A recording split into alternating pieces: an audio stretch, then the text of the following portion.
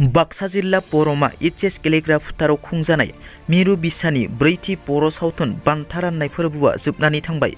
बे ब्रैथि बर' सावथुन बान्था राननाय फोरबोआव सोर सोर बर'नि महरगिरिया मा बान्था मोनखो बेनि फारिलाइखौ फोसावनो आखायाव लादों। बेस्ट एक्टर सोरां नार्जारी सावथुननि मुं गान्जा फाग्ला। बेस्ट एक्ट्रेस हेलिना दैमारी सावथुननि मुं गान्जा फाग्ला।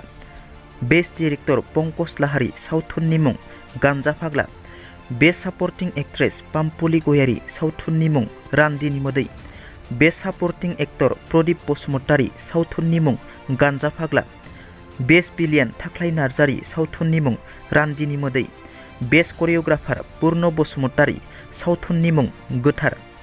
बेस्ट कमेडियान मेन्डेला ब्रह्म सावथुननि मुं अननायानो धोरोम। बेस्ट एडिटर धन ब्रह्म सावथुननि मुं गोथार। बेस्ट सिंगार मेल बिराज मोसाहारी सावथुननि मुं सिनायथि।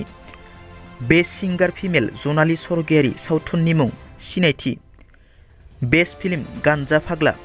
स्पेसियेल जुरि मेनसन गोमसार दैमारी सावथुननि मुं खांजानाय गथ'।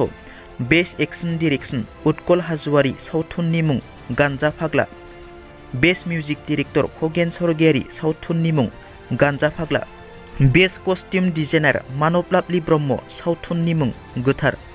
Best script writer Deepak Kumar Ramsiary सावथुननि मुं जेंसि। बेस्ट लिरिक्स नवनीता बसुमतारी सावथुननि मुं रान्दिनि मोदै।